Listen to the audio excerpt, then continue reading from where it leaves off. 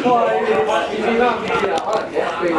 咁都好嘅，因為呢隻馬千隻係真係特價嘅。我以前都曾經諗過呢隻馬可能衝擊過，即係中距離嘅馬王啊咁樣嘅。咁我好希望呢隻馬跑咯。咁睇下嚟緊會唔會慢慢針對性地，即係隻馬調教得好啲啦。咁啊係啦。咁啊好啦，嚟到呢場啦，過關飛第一隻就係蔡約翰嗰隻跨境寶馬。內閃好嚴重喎呢隻，我睇我集都仲未甩到呢個習慣，都仲係都係難搞啊，因為都係閃閃地啊。係啦，咁同埋另外除咗2號一隻過關飛之外咧，14號咧就係頭先我同大家講啲怪飛啦，即係阿水咁啊，呢啲嘢咧，我人又話1比99啊，即係個 V 係15倍，個 pace 係得1/10嘅啫，仲唔係1比99 pace 晒嘅。但係又嗰句今日咧好似有一隻係少少叫突破到少少有 pace 嘅，係嗰隻叫咩啊？嗰隻即係講嘢雙嘢咪邊隻跑 pace 啊？小鹿拍檔，咪活力拍檔。我哋拍檔不嬲有飛㗎啦，你話有飛有啲冇計啊，即係係啦。即係過關飛落咗重飛手續咯。手續係啦，10幾20倍，跟住得10幾蚊20蚊嘅 pace。咁呢隻係即係咁，但係都係暫時得一隻啫。咁葡萄世徑又係呢啲情況啦。咁大家點睇呢場？阿徐偉？呢場我咧自己咧就有3隻心水嘅。係啦，咁咧第一隻咧就係3號關鍵所在啦。咁頭先嗰個咧快放馬咧可以留意下啦。咁呢隻都算係快放嘅。咁而且咧黃志雲咧都騎咗好多轉嘅啦。咁由4班一路贏到3班啦。咁黃志雲同沈集成呢個贏馬組合咧都值得留意一下嘅。上次贏咧都算輕鬆啦，贏金金小子，歲歲有福。咁呢啲強嘅對手啦，今次仲要咧幫佢減咗磅啦，124磅。咁我覺得咧都值得留意嘅。咁另一隻咧就係5號有熒光啦，咁一隻咧霍雲星同廖康明我都覺得交得幾準嘅，咁都係3班千二，我覺得有機會跑到入嚟啦，係啦。咁第3隻咧，其實咧我係有貼到跨境寶馬嘅2號，係啦。咁因為咧見佢上年咧3歲嗰啲戰績都幾凌厲嘅，一路4班殺上3班咁樣。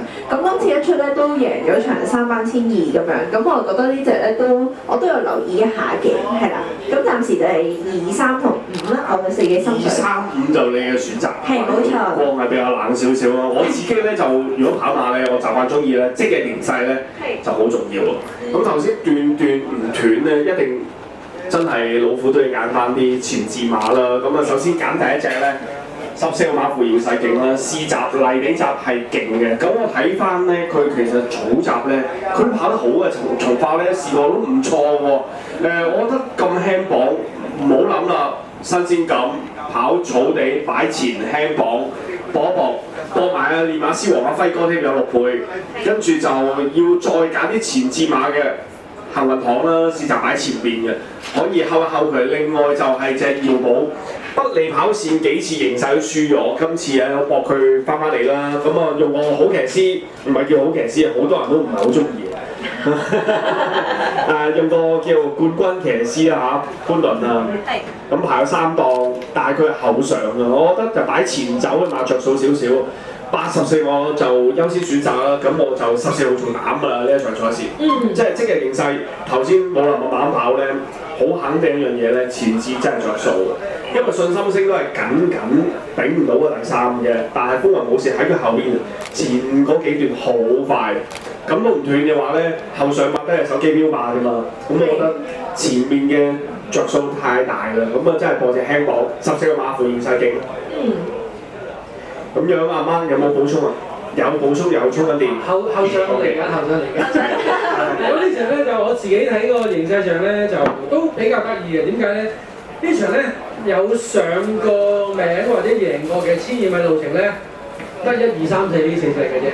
其他馬咧基本上第一就未有上名根據啦，即係呢個路程除咗未上名之外咧，仲有好多係第一次出賽。咁即係話呢站馬裏邊咧，就都應該係比較參差嘅啦。咁而家暫時嚟講，最熱嗰2隻馬咧，分別都喺2號同4號啦。咁合理嘅，因為佢哋第一無論係能力上或者係嗰個數據上，佢有戰績啊嘛，贏過馬啊嘛，咁所以合理嘅。但係反而關鍵所在，我又好奇怪，因為咧呢隻馬咧，我咁當然最近贏過兩場啦，都係隔住贏嘅，佢唔係打搭贏嘅嚇。咁啱啱上場就係黃志宏贏咗啦。咁跟住點咧？跟住就試一個閘，嗰個閘咧就去到入直路200米咧唔騎啦，唔騎都贏嘅。咁其實係有眼睇係得嘅喎。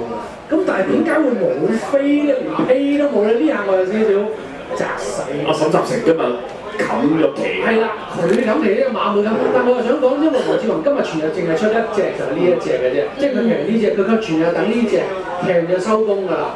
咁我又諗下啊，如果呢場個步速會點搞咧？咁我同阿喬雲都係估緊放頭馬應該除咗關咗就慢放啦。咁回勢嘅其實有走勢嘅個市集都係可以。好靚喎，個閘好快。靚㗎係啊，但係呢隻係啊，但因為佢今年第一鋪啊，我驚佢係啲急火啊。我就望佢第一鋪嘅就真係搏緊。不過有十幾鋪其實係抵玩嘅，真心話係抵玩嘅。咁所以其實回勢我自己本身都有要。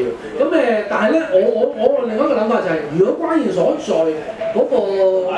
即係贏，好似佢贏金小子啊！雖然金小子啱啱上次死咗喺潘頓身上，真心講真係冇陰功。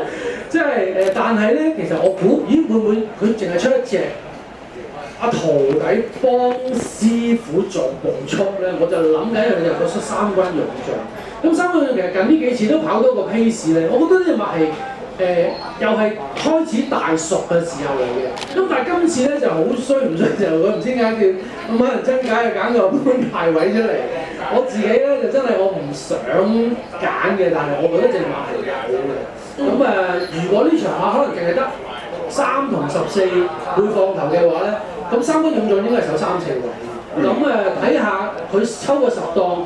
盡快攞到一個好靚嘅波斯位，睇下會唔會跟前啲孭佢翻嚟啦，陰公啫。我唔即係我唔係個人追開齋嗰啲人，大家都知嘅啦，真係。但係我覺得隻馬係進步中，而其他馬我覺得就麻麻地。